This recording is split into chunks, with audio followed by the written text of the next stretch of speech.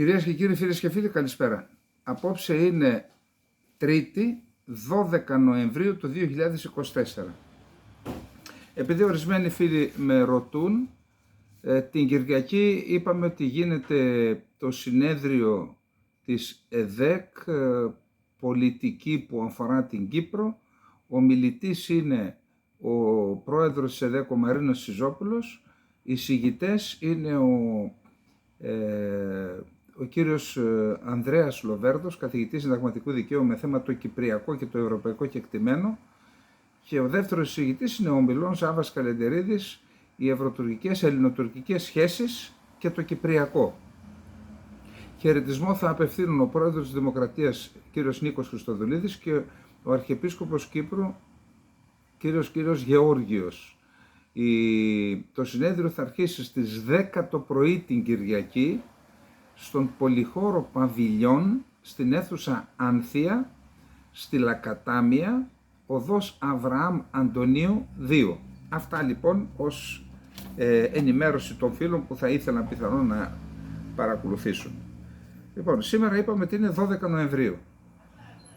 Ένα τεράστιο ζήτημα είναι οι λόγοι για τους οποίους η Τουρκία, Αβδουλχαμίτ, νεότουρκοι και Μαλικοί, αλλά και σήμερα, έβαλαν στο στόχαστρο τους μη μουσουλμάνους και ιδιαίτερα την οικονομία που ήταν στα χέρια των μη μουσουλμανικών πληθυσμών της Οθωμανικής Αυτοκρατορίας και της Τουρκίας. Πολύ γρήγορα να πω ότι όταν κατέλαβαν και την Κωνσταντινούπολη οι Οθωμανοί και άρχισαν να επεκτείνονται μέχρι το 1699 που έφτασαν στις πύλες της Βιέννης, οι πρόσοδοι του Οθωμανικού κράτους, δηλαδή το Οθωμανικό κράτος γέμιζε τα ταμεία του με δύο τρόπους. Ο ένας τρόπος ήταν μέσω της επέκτασης, που η επέκταση, επαναλαμβάνω, σταμάτησε στη Βιέννη, μετά άρχισε η διαδικασία σταθεροποίησης και μετά η συρρίκνωση. Όσο λοιπόν κατελάμβαναν νέες περιοχές, έπαιρναν τον πλούτο αυτών των περιοχών και αύξαναν και τους φόρους. Άρα το ένα ήταν οι νέες χώρες που καταλάμβανε η Οθωμανική Αυτοκρατορία, και το δεύτερο που γέμιζε τα ταμεία ήταν η αυξημένη φορολογία στους μη μουσουλμανικούς πληθυσμούς. Τι έκαναν λοιπόν?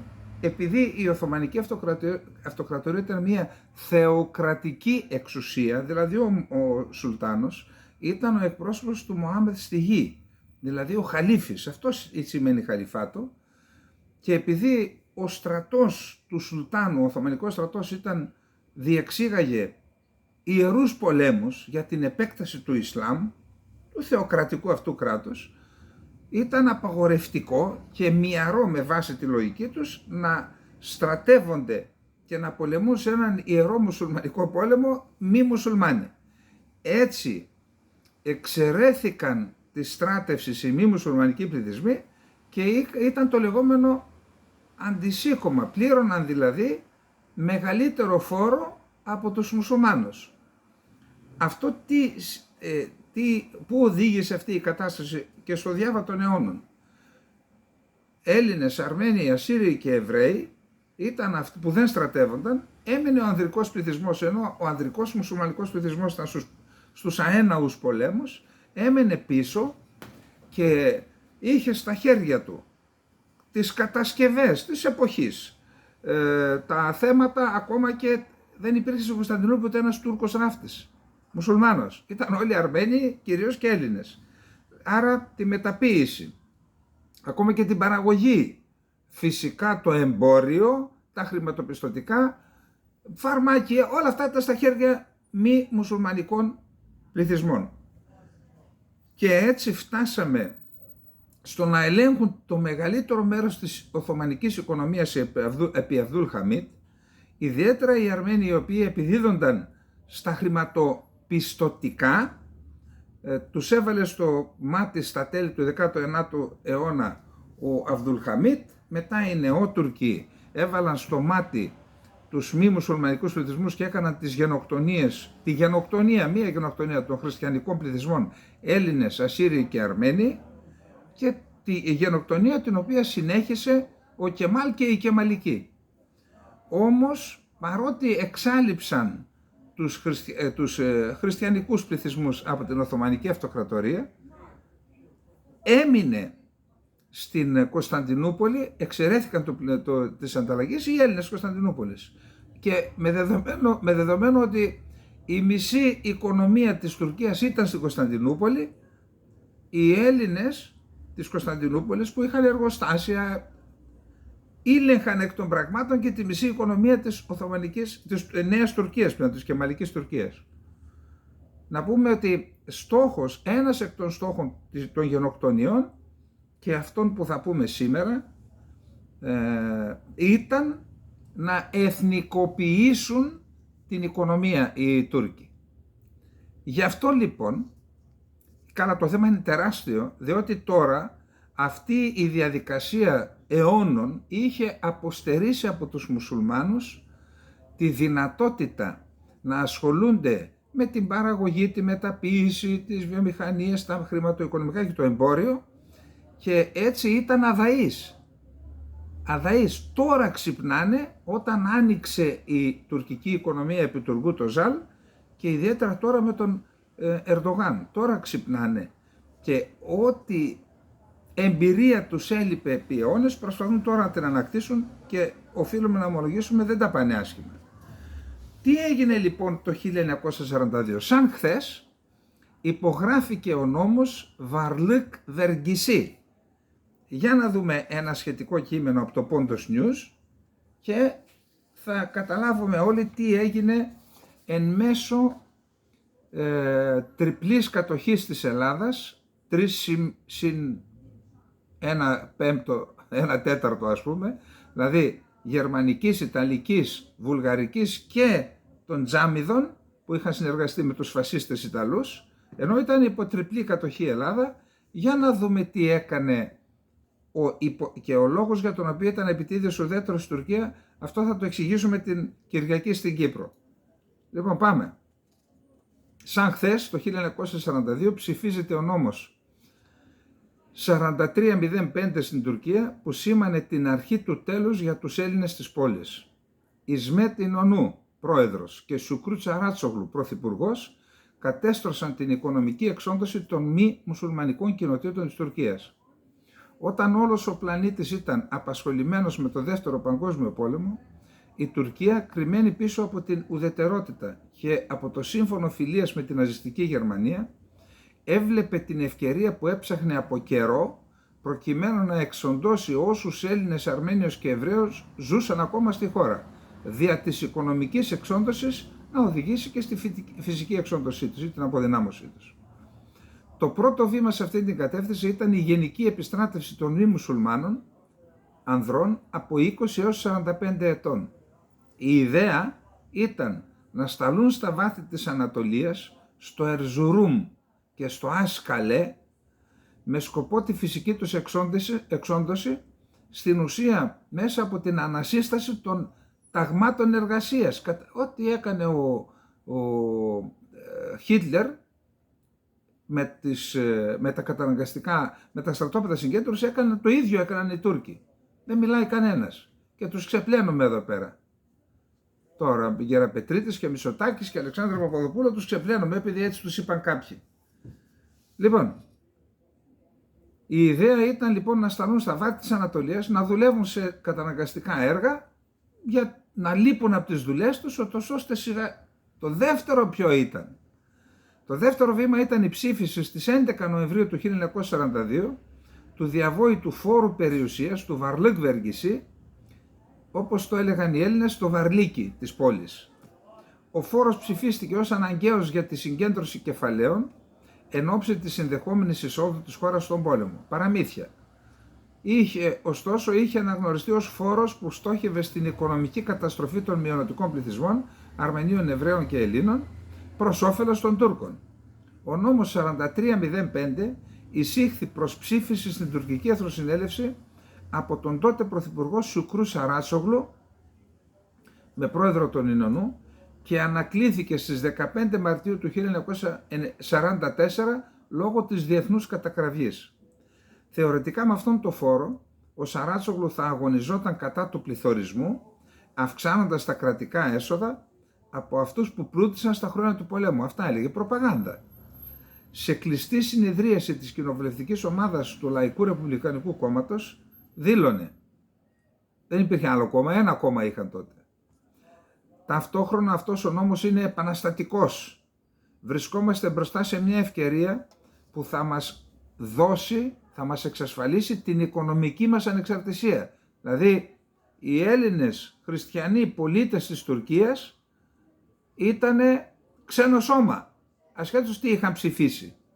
Αυτά, γιατί έχει το θράσος να έρχεται εδώ τώρα ο Φιντάν να μιλάει για μειονότητα των ομογενών Τούρκων που δεν υπάρχει, ενώ οι ίδιοι εξόντωσαν τους Έλληνες με αυτούς τους τρόπους και δεν το βάζει στη θέση του. Ναι, βεβαίως έχουν δικαιώματα, όμως κύριε Φιντάν, αγαπητέ φίλε, θα πρέπει να ξέρεις ότι ενώ έχετε εδώ 110.000 μουσουλμάνους, εμείς έχουμε μόνο 2.000 Έλληνες στην Κωνσταντινούπολη, διότι τους εξόντωσε το κράτος το οποίο εκπροσωπείς με σχέδιο όπως αυτό. Άμα το πεις δεν θα πάθει τίποτα, ίσα ίσα θα συμμαζευτεί και δεν θα γίνεται και αυθάδης και διεκδικητικός έναντι της πατρίδας μας. Αλλά ποιος να τα πει αυτά, ποιος να τα πει? Ταυτόχρονα αυτός ο νόμος είναι επαναστατικός. Βρισκόμαστε μπροστά σε μια ευκαιρία που θα μας δώσει την οικονομική μας ανεξαρτησία.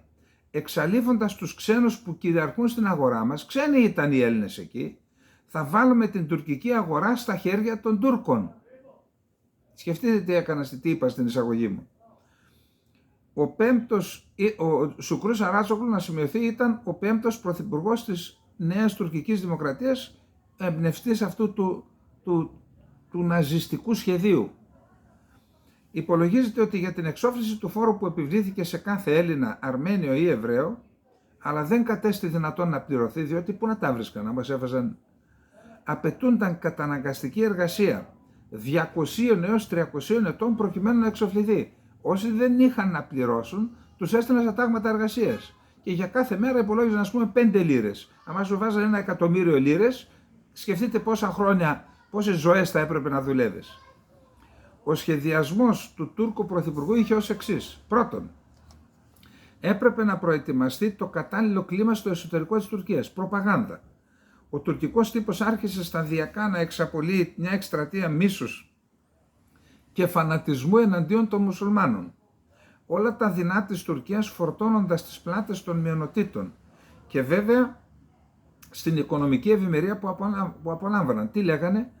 Που πεινάτε, είστε φτωχοί, γιατί φταίνε αυτοί που σας πίνουν το αίμα και σας κλέβουν τις οικονομίες με τις οποίες εσείς θα μπορούσατε να ζείτε καλά. Αυτοί ζουνε καλά στις πλάτες σας και εσείς πεινάτε. Αυτές τις αθλιότητες έλεγαν. Δεύτερον, ανασύρθηκε ένας νόμος που είχαν ετοιμάσει το 1914 οι νεότουρκοι. Για προσέξτε, εδώ είναι εκπληκτικά πράγματα αυτά. Το νόμο τον είχαν ετοιμάσει από το 1914 για να αρπάξουν τις περιουσίες.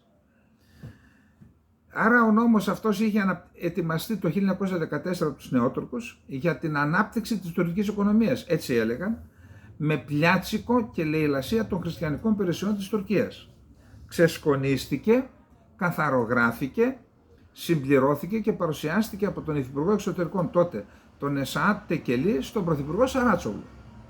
Ο τελευταίος ζήτησε από τον Φουάτ Αγραλή, ο οποίος ήταν σεσημασμένος για σφαγές Ελλήνων στη γενοκτονία. Ζήτησε λοιπόν ο Σαράτσογλου από τον Αγραλή τη δημιουργία ενός μικρού διευθυντηρίου, μιας εγκληματικής ομάδας δηλαδή, που θα εφάρμοζε τον νόμο. Μέλη του ορίστηκαν ο Φαΐκ Οκτέ, έφορος διευθυντής εφορίας Κωνσταντινούπολης, και ο Μουμτάζ Ταρχάμ, τους οποίους ο Αγραλή παρουσίασε στον Τούρκο Πρωθυπουργό με τα εξής λόγια. Αυτά τα δύο παλικάρια θα εφαρμόσουν τον νόμο μας στην Κωνσταντινούπολη και στη Σμύρνη. Το επόμενο βήμα ήταν η μυστική συνεδρίαση του κυβερνώντας Λαϊκού Ρεπουμπλικανικού Κόμματος, κατά τη διάρκεια της οποίας ο Τούρκος Πρωθυπουργός έδωσε εγγυήσεις ότι ο νέος νόμος για τον έκτακτο φόρο περιουσίας το Βαρλίκ Βεργισί δηλαδή, στην πράξη θα εφαρμοστεί μόνο στις μειονότητες.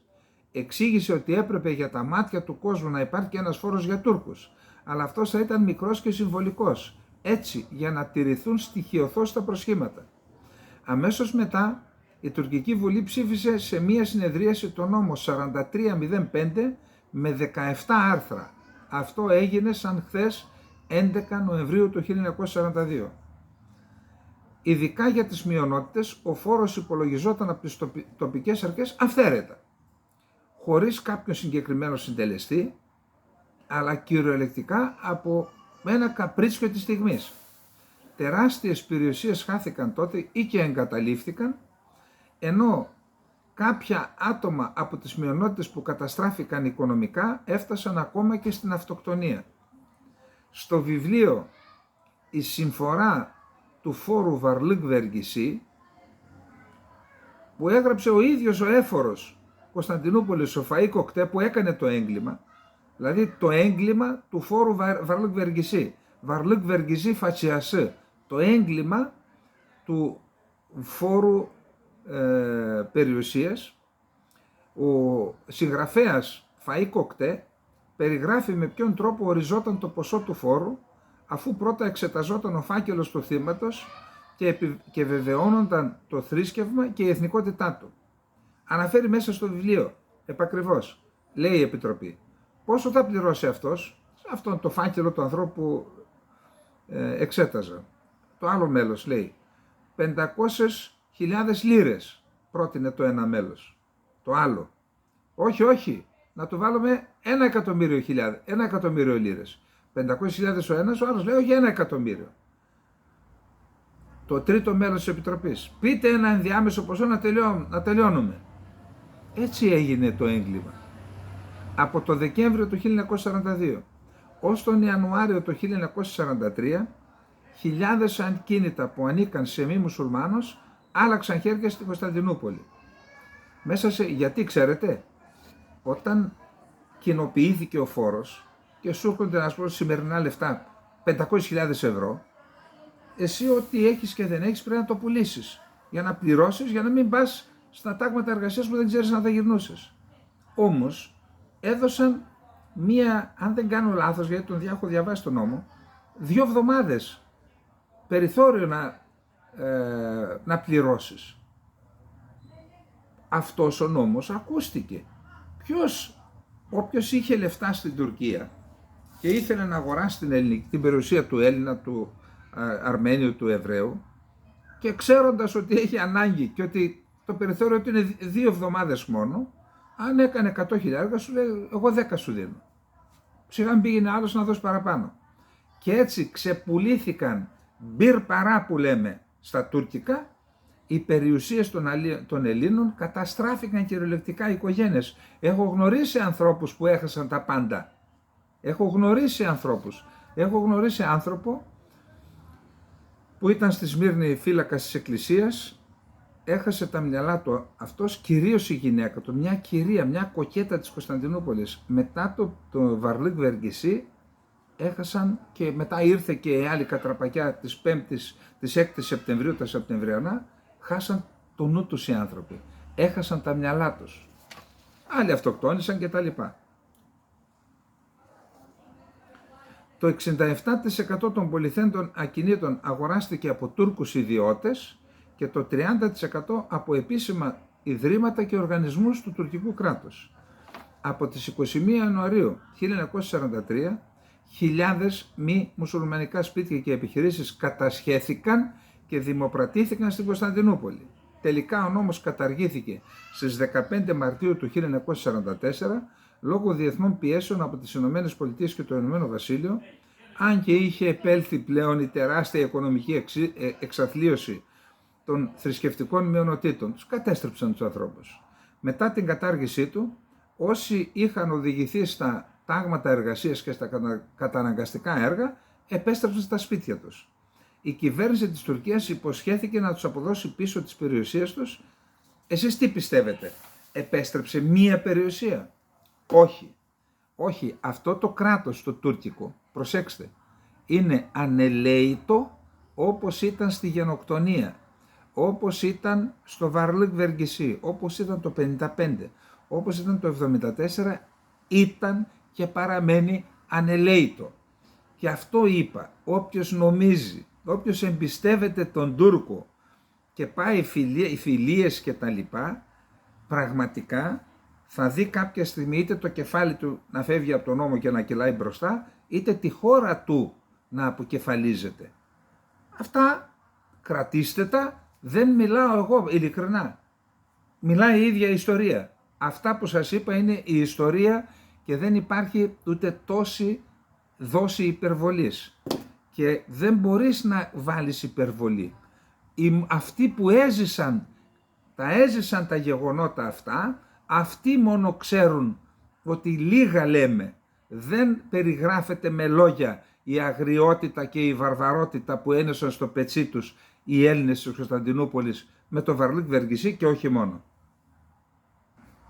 Πάμε να δούμε τώρα το δεύτερο θέμα μας, να δούμε τι έγινε εδώ με τις εξελίξεις στην Ουάσιγκτον δηλαδή. Καταρχάς, όταν είχαμε γράψει χθες την εκπομπή, όταν τελείωσα είδα ότι έγινε τελικά το τηλεφώνημα του Τραμπ στον Έλληνα Πρωθυπουργό. Μας έβαλαν εκεί μαζί με τη Βόρεια Κορέα, μετά τις 70 χώρες. Όλα αυτά ξέρετε δεν γίνονται στην τύχη και είδα σήμερα τους προπαγανδιστές του Μαξίμου να βγαίνουν και να λένε, μα λέει αυτός που πήρε πρώτος είναι εκεί που υπάρχει πόλεμος. Γιατί την Τουρκία που την πήρε πιο μπροστά με τον Ερντογάν υπάρχει πόλεμος. Δεν ξέρετε, αυτό εξευτελίζονται, αλλά είτε δεν έχουν αίσθηση ότι αυτό εξευτελίζονται με αυτά που λένε, είτε δεν τρέπονται. Να τους νοιάζει, τους νοιάζει να πω τα ψέματά μου, οι 7 στους 10 θα το πιστέψουν. Ποιοι παρακολουθούν τα πράγματα. Εντάξει, τώρα, να δούμε τι είπαν. Είπε ο Έλληνας Πρωθυπουργός ότι ήταν μια θερμή συνομιλία, μας επένεσε για τα οικονομικό θαύμα που έχει επιτελέσει η κυβέρνηση Μητσοτάκη, μας επένεσε, έχετε μια πολύ όμορφη χώρα. Ο Μητσοτάκης από την πλευρά του κάλεσε τον Τραμπ να έρθει στην Ελλάδα. Αυτά σε γενικές γραμμές με την τηλεφωνική συνομιλία του Έλληνα Πρωθυπουργού με τον Αμερικανό νεοεκλεγέντα πρόεδρο.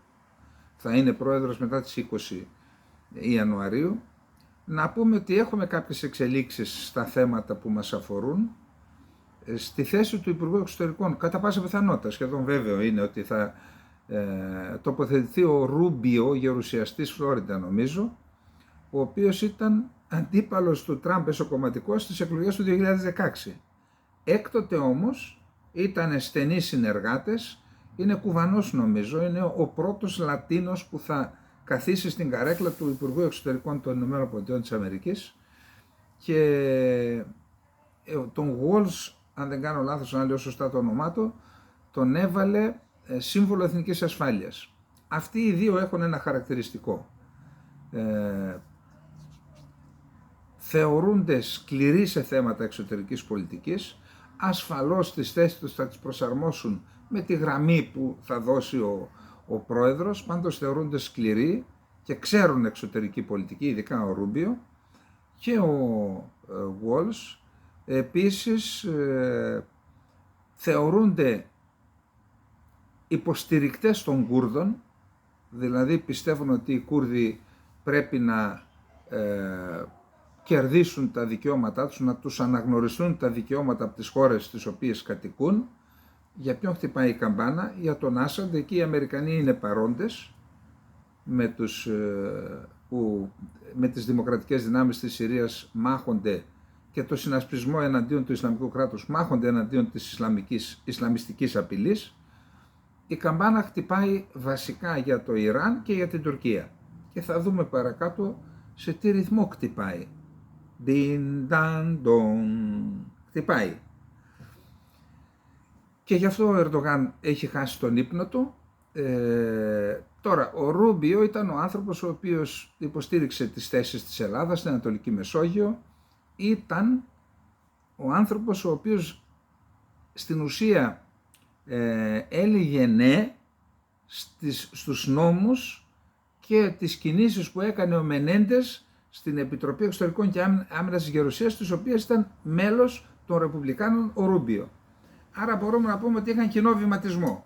Θα δούμε τι θα γίνει, πάντως είναι μια εξέλιξη που δίνει μια ανάσα στην Ελλάδα, γιατί υπήρχαν οι ανοησίες που έκαναν δημοσιογράφοι και πολιτικοί και ο ίδιος ο Πρωθυπουργός που μίλησε για τραμπισμό.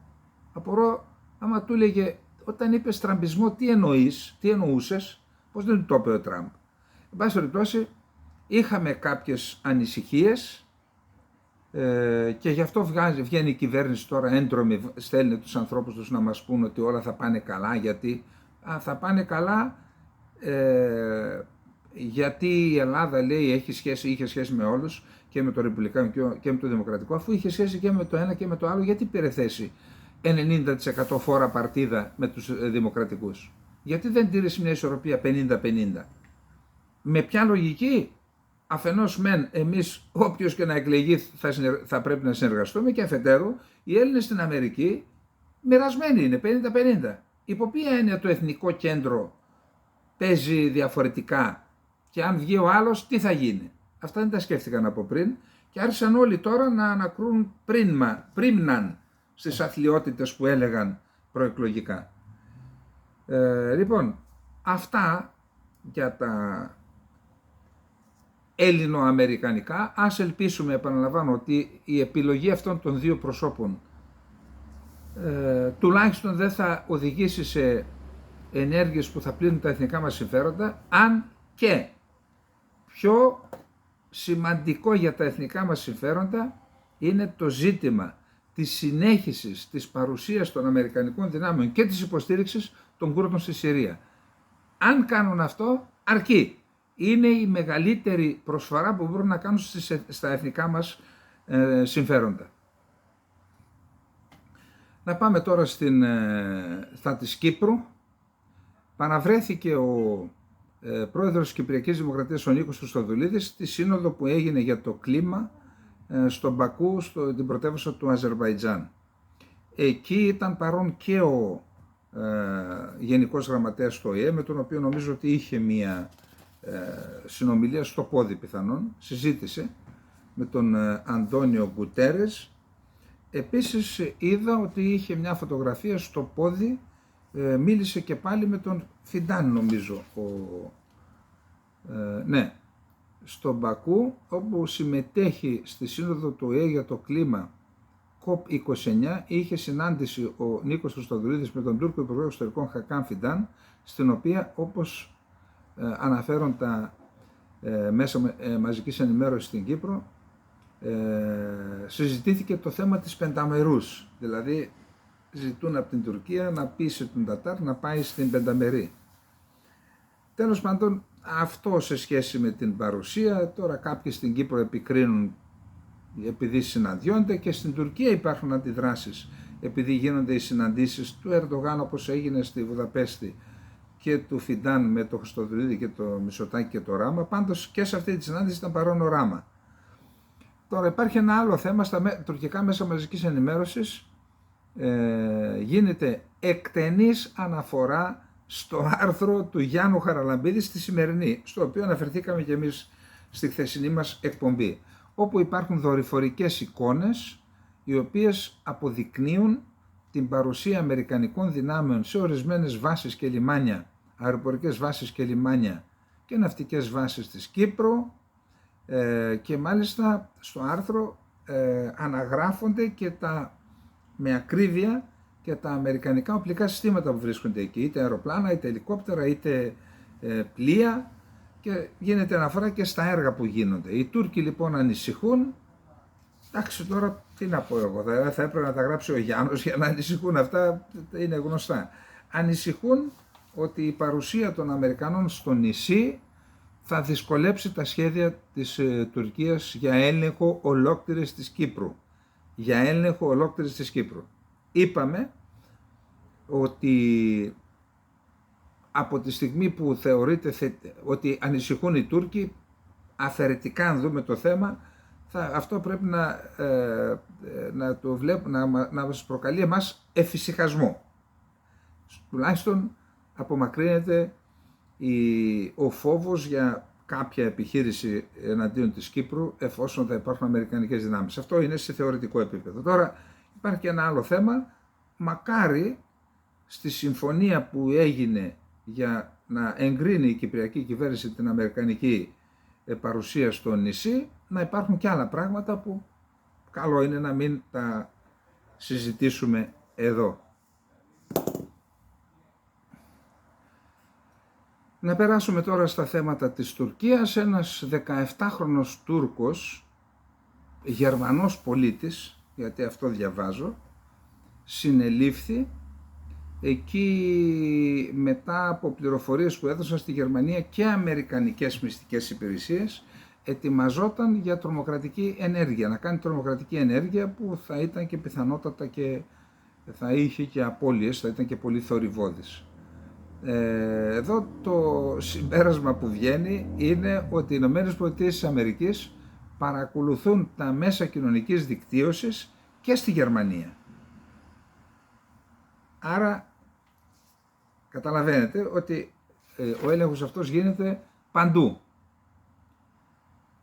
Τώρα, μπορώ να διαβεβαιώσω ότι ερευνούμε μία υπόθεση σχεδιασμού σοβαρής πράξης βίας, η οποία θα έθετε σε κίνδυνο το κράτος και ανθρώπινες ζωές.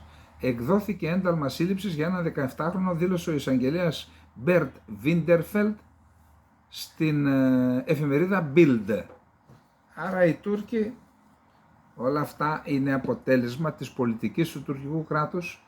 Το βιβλίο που γράψαμε «Μιτ, η φωλιά του τουρκικού παρακράτους», ο Κώστας Πικραμένος και εγώ, στο βιβλίο αυτό, στο κομμάτι που αφορά τον τρόπο με τον οποίο το τουρκικό κράτος έχει δεμένους χειροπόδαρα τους Τούρκους που κατοικούν στη Γερμανία, είτε έχουν τουρκική υπηκότητα είτε όχι, και τους καθοδηγεί όπως ακριβώς θέλει αυτό, με ποιους τρόπους, με ποιες οργανώσεις, θρησκευτικές, αθλητικές, παρακρατικές, τα αναφέρουμε εκεί.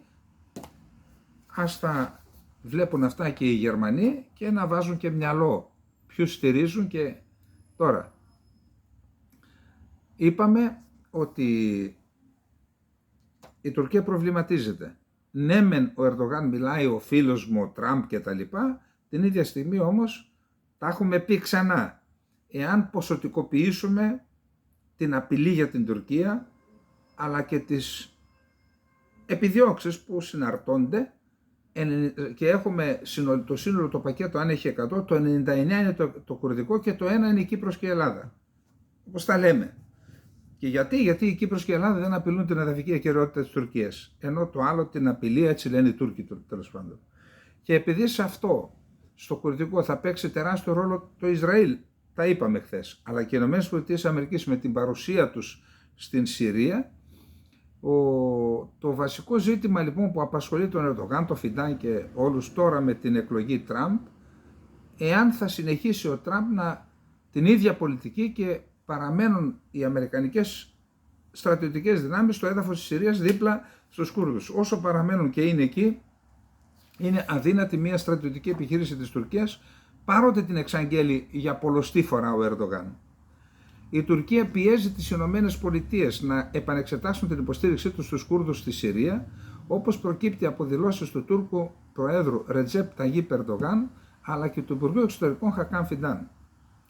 Υπενθυμίζουμε συνεχώς τους Αμερικανούς ομολόγους μας ότι πρέπει να σταματήσουν τη συνεργασία που έχουν με τρομοκράτες, αποκαλεί τους Κούρδους, το κράτος τρομοκράτης, στη Συρία.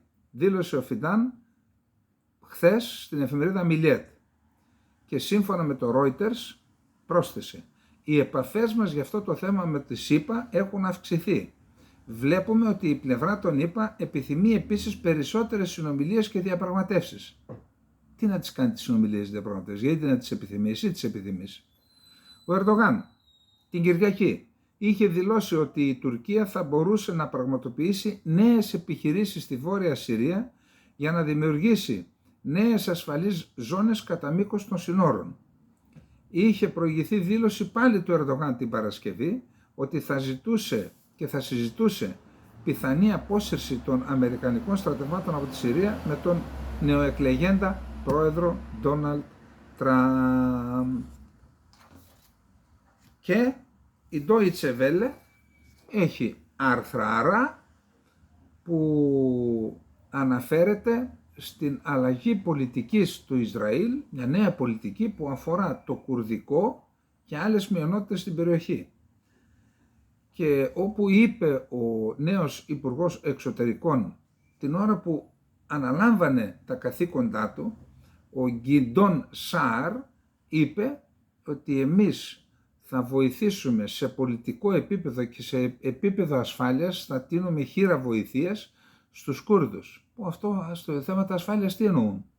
Για ζυγίστε το. Είπε κι άλλα, τα είπαμε στη χθεσινή εκπομπή. Αναμένεται λοιπόν να διαπιστωθεί με ποιον τρόπο ο νέος Υπουργός Εξωτερικών του Ισραήλ θα εφαρμόσει τις προθέσεις του. Παράλληλα όμως και με εξίσου μεγάλο ενδιαφέρον αναμένονται οι αντιδράσεις των γειτονικών κρατών, της Τουρκίας βασικά, όταν θα αρχίσουν να συνειδητοποιούν ότι το Ισραήλ φαίνεται να μην διστάσει να αξιοποιήσει εκρεμή μειωνοτικά ζητήματα που θα μπορούσαν υπό κατάλληλες συνθήκες και συγκυρίες να οδηγήσουν ακόμα και σε περαιτέρω αναδιάταξη των ήδη διαταραγμένων περιφερειακών ισορροπιών στην περιοχή. Τώρα τι να πω, εντάξει, αλλά όταν τα λέμε τόσα χρόνια, πόσες φορές έχουμε λιδωρηθεί από διάφορους και μεγαλόσκημους και τα λοιπά. Τώρα, επειδή το είπε ο Υπουργός Εξωτερικών του Ισραήλ, αυτοί που μας λιδωρούσαν σήμερα γράφουν άρθρα. Σας είπα, η ντροπή έχει χαθεί ή, όπως λένε στα χωριά μας, ποιος έχασε την ντροπή να τη βρουν κι αυτοί? Πάμε να δούμε τώρα τι γίνεται στο Ισραήλ. Καταρχάς να σας πω, επειδή δεν το έχω διασταυρώσει, δεν το ισχυρίζομαι, απλά το αναφέρω, και οι Ισραηλινές πηγές, αλλά και κάπου και στο Ιράν φαίνεται μια κινητικότητα για την απάντηση του Ιράν στην επίθεση του Ισραήλ ή στην απάντηση του Ισραήλ της 26ης Οκτωβρίου. Και λέει ότι θα είναι πολύ εκτεταμένη και τα λοιπά. Επίσης, φαίνεται ότι έχουμε δεν θα έλεγα νέα στρατηγική, αλλά νέα πνοή, ας πούμε αυτή τη λέξη, στην πολιτική της Τουρκίας, του Ισραήλ απέναντι στο Ιράν για τα πυρηνικά. Θα δούμε παρακάτω. Είναι η τελευταία ευκαιρία να εξαλείψουμε την πυρηνική απειλή. Θα δούμε. Και ο Ισραήλ Κάτς, που από Υπουργός Εξωτερικών έγινε Υπουργό Άμυνας, φαίνεται ότι θα ακολουθήσει μια πιο σκληρή γραμμή. Κυρίως έναντι της Χεσμολάχ, αλλά και στη Γάζα. Και αυτό σε συνδυασμό με την εκλογή του Τραμπ. Για να δούμε λοιπόν τι λένε οι εξελίξεις σε αυτό το θέμα. Πάντως και είδα πριν από λίγο ο Πεζεσκιάν έδωσε ένα μήνυμα και είπε πρέπει να ασχοληθούμε με τις ΗΠΑ. Μάλλον γέφυρα ήταν. Μάλλον γέφυρα. Νετανιάχου. Είναι καιρός να τερματιστεί η ιρανική πυρηνική απειλή. Κρατήστε το αυτό κάπου σε εμφανές σημείο. Ο πόλεμος στη Μέση Ανατολή θα συνεχιστεί. Ο Ισραηλινός Υπουργός Άμυνας Ισραήλ Κάτς συναντήθηκε με το Γενικό Επιτελείο Στρατού. Είδε δηλαδή, αφού ανέλαβε, είδε την ηγεσία. Και μεταξύ άλλων είπε τα εξής. Δεν θα υπάρξει κατάπαυση του πυρός ή περίοδος ανάπαυλας στο Λίβανο. Ο Ισραηλινός στρατός θα συνεχίσει να χτυπά τη Χεσμολάχ με όλη του τη δύναμη μέχρι να επιτεθούν όλοι οι πολεμικοί στόχοι. Στόχος μας είναι να αφοπλίσουμε τη Χεσμολάχ, να την οδηγήσουμε πέρα από τον ποταμό Λιτάνη και να εξασφαλίσουμε την επιστροφή των κατοίκων του Βορείου Ισραήλ που έχουν φύγει από τα σπίτια τους να ζήσουν με ασφάλεια στα σπίτια τους.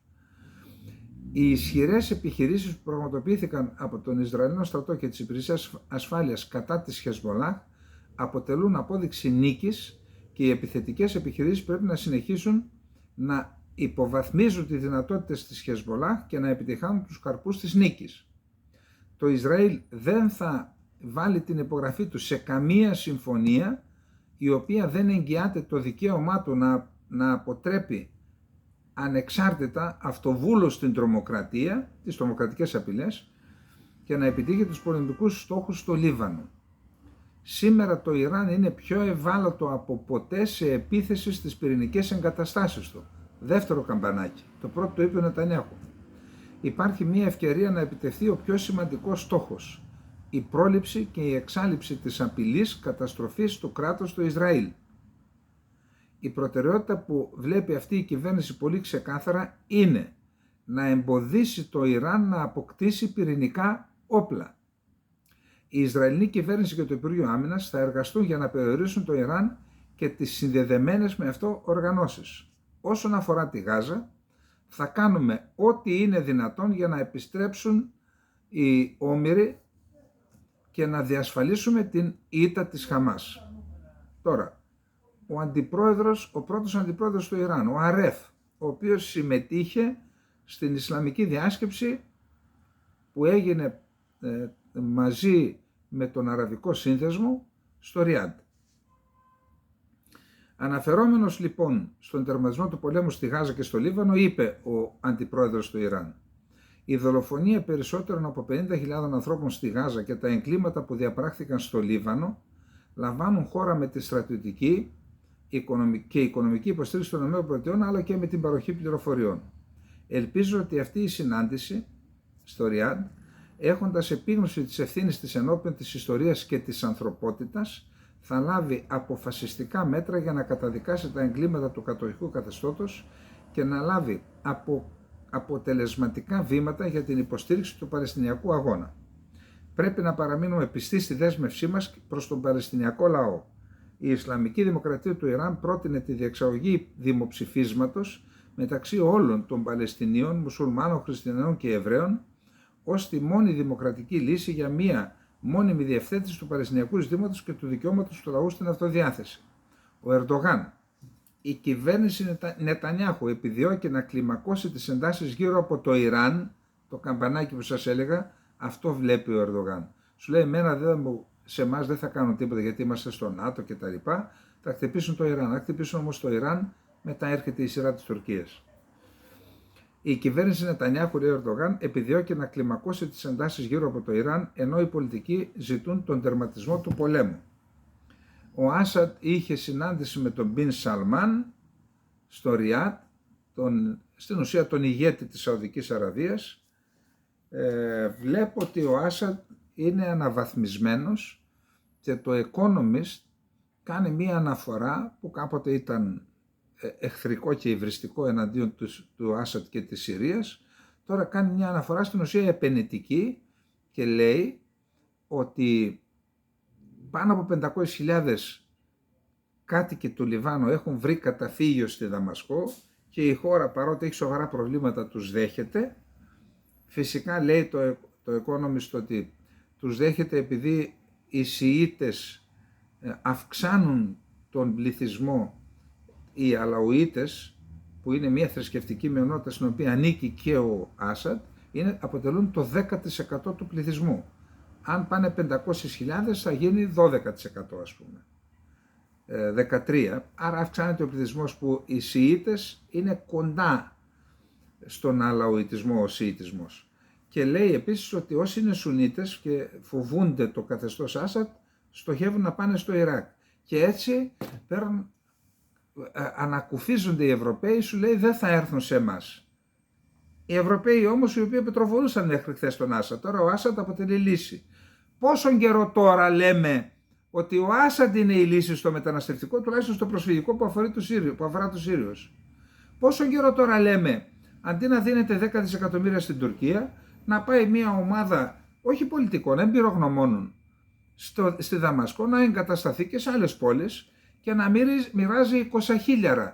Όποιος επιστρέψει, έλα εδώ, πάνε στο σπίτι σου, χτίσε ξανά το σπίτι σου, δώσ' του 20-30.000 ευρώ, χτίσε το σπίτι σου, ζήσε στην πατρίδα σου, εξασφαλίζοντας ότι θα έχει το ακαταδίωκτο από τον Άσαντ. Αυτή είναι η ιστορία. Αλλά φοβόντουσαν να μιλήσουν με τον Άσαντ επειδή κάποιοι τον χαρακτήρισαν κακό. Τον Άσαντ, τον μεγαλύτερο υπερασπιστή και προστάτη των χριστιανικών πληθυσμών στη Μέση Ανατολή. Ο μεγαλύτερος. Πηγαίνετε στη Συρία να δείτε πώς ζουν οι χριστιανοί. Ποτέ δεν πειράχτηκε κανένας χριστιανός.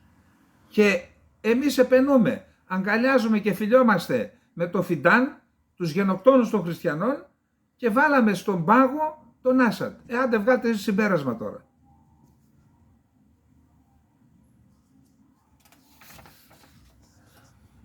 Στρατιωτικός ανταποκριτής της μεγαλύτερης εφημερίδας του Ισραήλ, της Γεντιόθ Αχρονόθ. Οι περισσότερες από τις δυνάμεις που εισήλθαν στο νότιο Λίβανο, του Ισραηλινές, αποσύρθηκαν πίσω από τα σύνορα και δεν υπάρχει πρόοδος στο έδαφος. Κανάλι 13 το Ισραήλ. Το Υπουργικό Συμβούλιο Πολιτικής Ασφάλειας χθες το βράδυ ενέκρινε με συντριπτική πλειοψηφία την επέκταση της ανθρωπιστικής βοήθειας στη Γάζα μετά την απειλή για επιβολή εμπάργου όπλων από την κυβέρνηση Biden. Θυμάσαι, έδωσαν 30 ημέρες διορία. Στο πλαίσιο της απόφασης που ενέκρινε χθες το Υπουργικό Συμβούλιο, το εύρος της βοήθειας που εισέρχεται στη Γάζα σύμφωνα με πληροφορίες θα αυξηθεί, η ανθρωπιστική ζώνη θα διευρυνθεί και δεν θα υπάρξει αναγκαστική μεταφορά αμάχων στη Γάζα ακόμα και σε εμπόλεμες ζώνες. Δηλαδή δεν θα ξαναδιώξουν κόσμο, λένε. Α δούμε. Το Ισραήλ συνεχίζει τους βομβαρδισμούς στο Λίβανο και στη Συρία και στη Γάζα φυσικά. Παράλληλα έχει κάνει προχώρηση στην κατασκευή ενός διαδρόμου και ενός τείχους 7,5 χιλιόμετρων στα υψίπεδα του Γκολάν, αλλά και ο διάδρομος και το τείχος γίνεται μέσα στο έδαφος της Συρίας. Επίσης και μέσα στο Λίβανο έχουν μπει μονάδες του μηχανικού και μπουλντόζες και εκεί θα κάνουν ίσως και τείχος και εκεί. Ο Μπορέλ την έντονη καταδίκη του για την τελευταία Ισραηλινή επίθεση στη Τζαμπάλια της Γάζας με πολλές απώλειες αμάχων εξέφρασε ο ύπατος εκπρόσωπος της Ευρωπαϊκής Ένωσης Ζωζέ Μπορέλ με ανάρτησή του στα μέσα κοινωνικής δικτύωσης. Η λέξη εθνοκάθαρση χρησιμοποιείται όλο και περισσότερο για να περιγράψει τι συμβαίνει στη Βόρεια Γάζα. Η καθημερινή πραγματικότητα των αναγκαστικών εκτοπισμών παραβιάζει το διεθνές δίκαιο. Η χρήση της πείνας ως πολεμικό όπλο είναι επίσης κατά του διεθνούς ανθρωπιστικού δικαίου και είπε ο Μπορέλ ότι σύμφωνα με την προειδοποίηση του Διεθνούς Ποινικού Δικαστηρίου του ΟΗΕ υπάρχει μεγάλη πιθανότητα να εξαπλωθεί ο λοιμός στη Βόρεια Γάζα. Αυτή η ανθρωπογενής καταστροφή πρέπει να επισημαθεί. Το Ισραήλ ως κατοχική δύναμη έχει την υποχρέωση να ενεργήσει αφήνοντας τη βοήθεια να περάσει. Εναπόκειται στη διεθνή κοινότητα και στους κύριους συμμάχους του Ισραήλ να λάβουν επίγοντα μέτρα για τον τερματισμό των δεινών των Παλαιστινίων και για την απελευθέρωση των ομήρων. Όπως υπογραμμίζει η έκθεση του Διεθνούς Ποινικού Δικαστηρίου, απαιτείται δράση από όλα τα μέρη εντός ημερών και όχι εβδομάδων. Ο Μπεν Γκβίρ και ο Μπεζαλέλ Σμότριχ θεωρούν ότι μέσα στο 2025 το Ισραήλ θα επεκτείνει την κυριαρχία του στην κατεχόμενη Δυτική Όχθη, ειδικά τώρα που ανέλαβε ο Τραμπ. Ποιοι είναι ο Μπεν Γκβίρ και ο Μπεζαλέλ Σμότριχ, το έχουμε πει, είναι οι δύο ακροδεξιοί εθνικιστές που συγκυβερνούν με τον Νετανιάχου. Το Ισραήλ είναι πιο αισιόδοξο για τις πιθανότητες του για μια συμφωνία ομήρων με τον Ντόναλντ Τραμπ στο Λευκό Οίκο, δηλώνει Ισραηλινός αξιωματούχος στους Times of Israel. Ελπίζουμε ότι ο Τραμπ θα ασκήσει πίεση στο Κατάρ και δεν θα μας δυσκολέψει να ασκήσουμε στρατιωτική πίεση στη Γάζα. Τι άλλο να κάνετε ρε παιδιά, δεν έμεινε τίποτα εκεί. Τώρα, το Κατάρ είπαμε ότι λέει στη Γάζα δείχνει την πόρτα της εξόδου, φεύγα. Διαβάζω ότι γίνονται προετοιμασίες να μεταφερθεί στην Τουρκία, να μεταφερθούν τα γραφεία της Γάζας. Σας βάλτε με το μυαλό σας τι σημαίνει αυτό, δεν χρειάζεται να πω και τίποτα. Είχαμε διπλωματικό επεισόδιο μεταξύ της Γαλλίας και του Ισραήλ. Ο πρέσβης του Ισραήλ στο Παρίσι κλήθηκε στο Υπουργείο Εξωτερικών σήμερα της Γαλλίας μετά το διπλωματικό επεισόδιο της Πέμπτης, όπου από το 19ο αιώνα στο Όρος των Ελαιών στην Ανατολική Ιερουσαλήμ, η Γαλλία, υπάρχει ένας χώρος γαλλικής δικαιοδοσίας από το 19ο αιώνα. Και εκεί μπήκαν οι ένοπλοι Ισραηλινή ασφάλεια και συνέλαβε 2 υπαλλήλους του Γενικού Προξενείου της Γαλλίας. Και εκεί έγινε το διάδεμα. Το Ισραήλ πρέπει να σεβαστεί την εδαφική κυριαρχία της Ισλαμικής Δημοκρατίας του Ιράν και να απόσχει από κάθε επίθεση κατά του Ιρανικού εδάφους. Ποιος λέτε να το δήλωσε?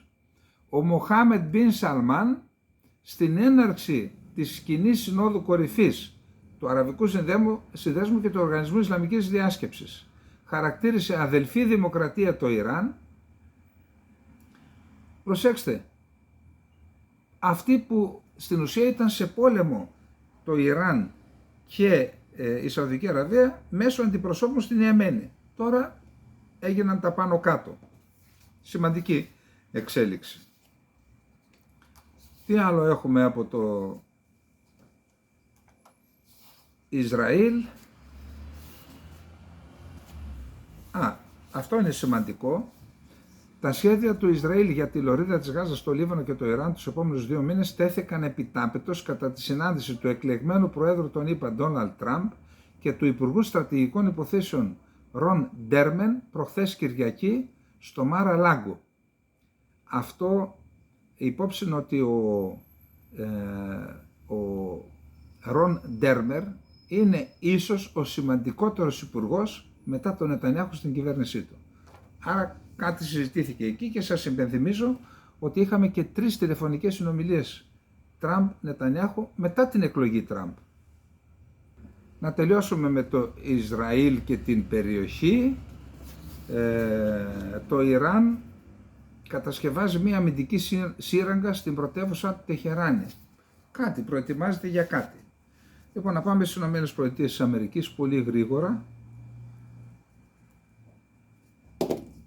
Οι ΗΠΑ, η κεντρική διοίκηση, η CENTCOM, ανακοίνωσε χθες Δευτέρα ότι εξαπέλυσε αεροπορικές επιδρομές σε 2 τοποθεσίες της Συρίας, στην Τερ Εζ-Ζόρ, βάζοντας στο στόχοστρο οργανώσεις υποστηριζόμενες από το Ιράν. 2 επιδρομές, 9 στόχοι. Στην ουσία, με την επίθεση αυτή, οι ΗΠΑ θέλουν να δείξουν ότι εμείς είμαστε εδώ. Δηλαδή, παραμένουμε, τουλάχιστον προς το παρόν, στη βορειοανατολική Συρία, κάτι που δημιουργεί λίγο πυρετό στον Ερντογάν, ντεπώνει, τι άλλο, Πομστάν, δεν ξέρω, ας πάρει κάτι ο άνθρωπος. Ο Τζο Μπάιντεν και η Κάμαλα Χάρις εμφανίστηκαν μαζί στο ίδιο δίπλα-δίπλα για πρώτη φορά μετά την ήττα τις τελευταίες εκλογές. Στην τελετή κατάθεση στεφάνου στο στρατιωτικό κημητήριο του Άρλινγκτον την ημέρα των βετεράνων. Πολύ σημαντικά πράγματα. Προσέξτε, ο Τραμπ θα ακυρώσει 94 εκτελεστικές εντολές του Biden, νόμους δηλαδή, την πρώτη εβδομάδα της θητείας του. Οι νόμοι που ψηφίστηκαν από την κυβέρνηση Biden οδήγησαν σε μια κρίση συνόρων και οικονομική κρίση στις ΗΠΑ, ανέφερε η γραμματεία τύπου του Τραμπ. Αυτή κι αν είναι βόμβα. Επιστροφή εξουσιών στις πολιτείες σε θέματα παιδείας. Ο Τραμπ επιβεβαίωσε την πρόθεσή του, το έχει πει προεκλογικά, να κλείσει το Υπουργείο Παιδείας των ΗΠΑ στην Ουάσιγκτον. Λέει, οι τοπικοί αξιωματούχοι κάνουν καλύτερη δουλειά από τα κεντρικά γραφεία στην πρωτεύουσα της χώρας, όπου υπήρχαν άνθρωποι στο Υπουργείο που απλώς μισούσαν τα παιδιά. Καταλαβαίνετε τι εννοεί, εγώ δεν το λέω, γιατί το δηλητήριο το χύνουν διάφοροι στην Ελλάδα, επειδή τους χαλάει τα σχέδια. Λέει λοιπόν, ξοδεύουμε, θέλουμε να διευθύνουν την εκπαίδευση των παιδιών μας σε επίπεδο πολιτιών, γιατί μπορούν να το κάνουν καλύτερα. Ξοδεύουμε 3 φορές περισσότερα χρήματα αναμαθητή από οποιαδήποτε άλλη χώρα στον κόσμο. Και όμως είμαστε στον πάτο, είπε ο Τραμπ. Νέος Υπουργός Οικονομικών του Τραμπ, Σκοτ Μπέσεντ, δήλωσε ότι θα μειώσει άμεσα το έλλειμμα του προϋπολογισμού. Νομίζω ότι θα το κάνουμε μέσω της απορρίθμισης, της ενεργειακής κυριαρχίας και της εκ νέου ιδιωτικοποίησης της οικονομίας. Σύμφωνα με τους Financial Times, ο Ζελένσκι παρουσίασε ένα άλλο σχέδιο νίκης στον Τραμπ και τι του είπε? Ότι βοήθησέ με να νικήσω και θα αντικαταστήσω ορισμένα από τα αμερικανικά στρατεύματα που έχει στην Ευρώπη, θα στείλω Ουκρανούς που είναι εμπειροπόλεμοι. Επίσης, οι σημαντικότεροι φυσικοί πόροι της Ουκρανίας δίνονται σε Αμερικανούς και άλλους Ευρωπαίους εταίρους. Τι άλλο θέλετε να σας δώσω? και υπόσχομαι ότι θα διώξω το κινέζικο κεφάλαιο από τη χώρα. Αυτά τα άκουσε, λέει, με ενδιαφέρον ο Τραμπ. Η Ταϊβάν σχεδιάζει να αγοράσει 60 μαχητικά αεροσκάφη F-35 πέμπτης γενιάς για να αντιμετωπίσει τους Κινέζους, την κινέζικη απειλή. 70 μέρες έχουν μείνει ακόμα για να αναλάβει ο Τραμπ, τρέχουν και δεν φτάνουν να δώσουν ότι 6 δισεκατομμύρια θα δώσουν, λέει, τώρα στην Ουκρανία, και ενώ συμβαίνουν όλα αυτά και οπλικά συστήματα μέχρι να έρθει ο Τραμπ, ο γιος Τραμπ έκανε μία ανάρτηση και λέει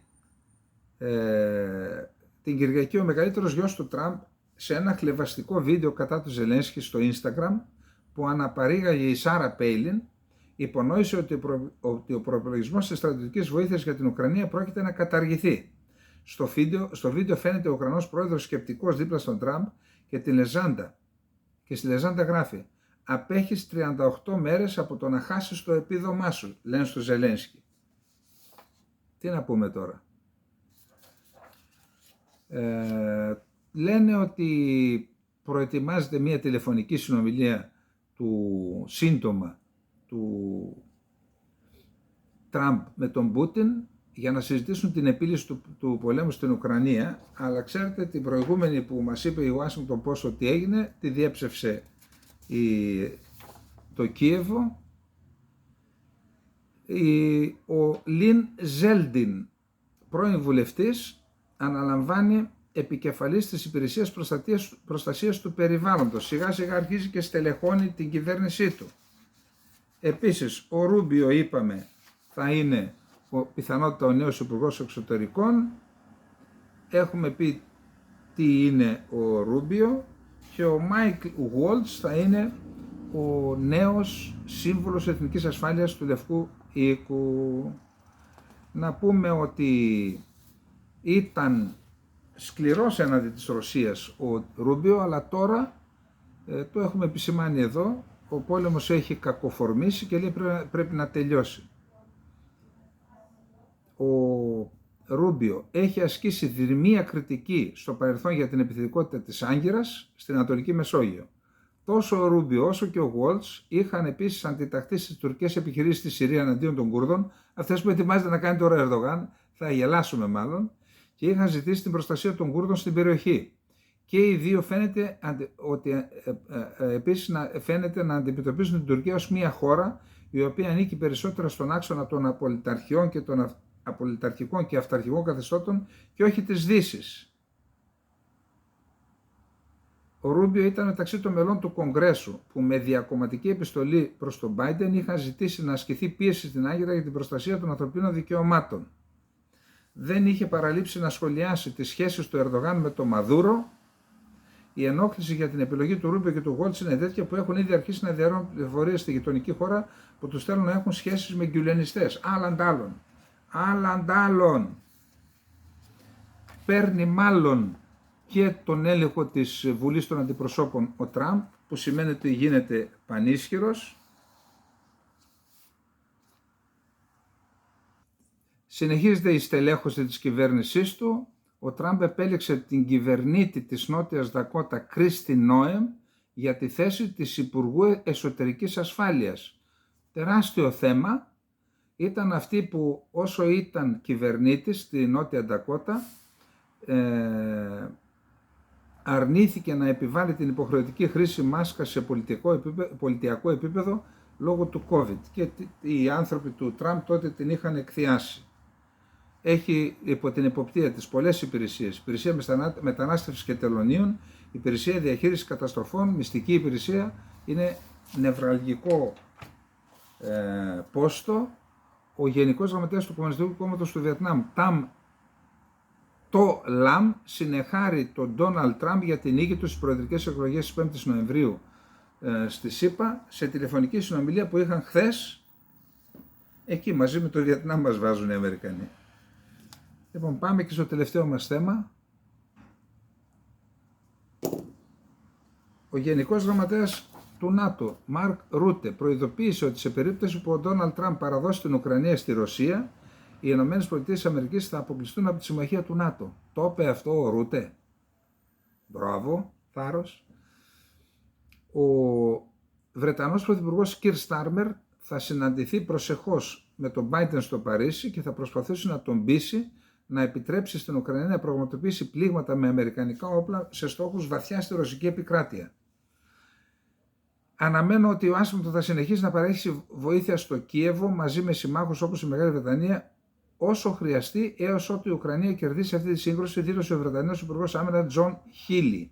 Ο Τραμπ θα καταλάβει ότι οι χώρες είναι ασφαλείς όταν είναι ισχυρές και ότι οι συμμαχίες όπως το ΝΑΤΟ το καθιστούν δυνατό. Αυτό πρόσθεσε ο Βρετανός Υπουργός Άμυνας. Οι σχέσεις μεταξύ Ρωσίας και Κίνας έχουν αντέξει στη δοκιμασία των διεθνών αλλαγών και διατήρησαν σταθερή αναπτυξιακή δυναμική, δήλωσε ο Κινέζος Υπουργός Εξωτερικών Wang Yi κατά τη διάρκεια διαβουλεύσεων στη συνάντηση που είχε με τον Σεργέη Σοϊγκού, επικεφαλής του Συμβουλίου Εθνικής Ασφάλειας της Ρωσίας. Από την πλευρά του Σοϊγκού είπε: «Θεωρώ ότι το πιο σημαντικό μας καθήκον είναι να αντιμετωπίσουμε την πολιτική του διπλού περιορισμού της Ρωσίας και της Κίνας, την οποία επιδιώκουν οι ΗΠΑ και οι δορυφόροι τους», είπε ο Σοϊγκού. Τέλος πάντων φαίνεται ότι κάτι συζητούν που σχετίζεται με τον φάκελο που χειρίζεται ο Σοϊγκού για να πάει εκεί. Ο Μπλίνκεν φτάνει σήμερα στις Βρυξέλλες για επίγουσες συνομιλίες με τους Ευρωπαίους με στόχο την επιτάχυνση παράδοσης βοήθειας στην Ουκρανία πριν αναλάβει ο Τραμπ. Καταλαβαίνετε τι γίνεται, έτσι. Η Βόρεια Κορέα επικύρωσε και αυτή τη συμφωνία αμυντικής συνεργασίας και αμοιβαία συνδρομής με τη Ρωσία. Προχθές το έκανε ο Πούτιν, τώρα το έκανε ο Κιμ για να έχει πλήρη νομιμοποίηση η παρουσία 10-11 Βορειοκορεατών στο Κούρσκ, όπου αναμένεται η αντεπίθεση. Ουκρανοί στρατιωτικοί αναλυτές προειδοποιούν ότι τα ρωσικά στρατεύματα σφίγγουν ασφυκτικά τον Κλειό γύρω από τη γραμμή άμυνας στην πόλη Κουράχοβο ή Κουράχοβε. Είδα τον χάρτη, πάνε να την περικυκλώσουν. Αν γίνει αυτό θα πάρουν ένα μεγάλο κομμάτι και γύρω από το Κουράχοβε έχει ανέβει η στάθμη των υδάτων γιατί έχει ανατιναχτεί ένα φράγμα. Οι Ουκρανοί λένε ότι το έκαναν οι Ρώσοι λένε ότι το έκαναν οι Ουκρανοί για να επιβραδύνουν την προέλαση. Ο Μετβέντεφ κατηγόρησε σήμερα τους Ευρωπαίους ηγέτες ότι προσπαθούν να κλιμακώσουν επικίνδυνα τη σύγκρουση στην Ουκρανία για να προλάβουν την πολιτική που πιθανόν θέλει να ακολουθήσει ο Τραμπ, τη διαφορετική πολιτική.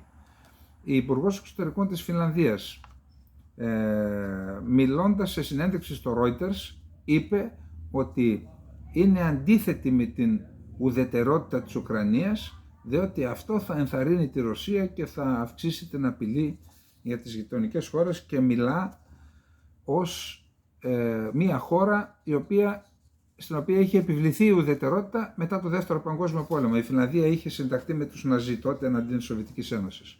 Ο Περιφερειάρχης του Χάρκοβο, ο Λέχ Σινεχούμποφ, ανακοίνωσε σήμερα ότι εκδόθηκε εντολή εκένωσης άλλων 10 κοινοτήτων λόγω της προέλασης των ρωσικών στρατευμάτων στην περιοχή.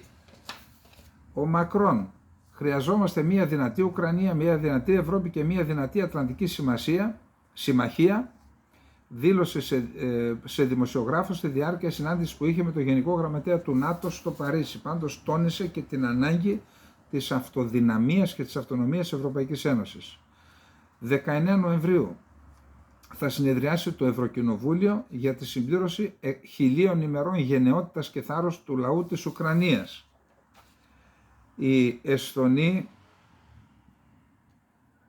Κάγια Κάλλας, νέα επικεφαλής εξωτερικής πολιτικής της Ευρωπαϊκής Ένωσης, δήλωσε ότι η Κίνα πρέπει να πληρώσει υψηλότερο τίμημα για τη στήριξή της στη Ρωσία για τη συνέχιση του πολέμου κατά της Ουκρανίας. Λοιπόν, αυτά, υπάρχουν και άλλες εξελίξεις, αλλά ο χρόνος δεν μας παίρνει. Εν πάση περιπτώσει, αυτά να θυμόμαστε, όχι για να μισούμε, όχι για να μυσαλλοδοξίες και τέτοια, όχι.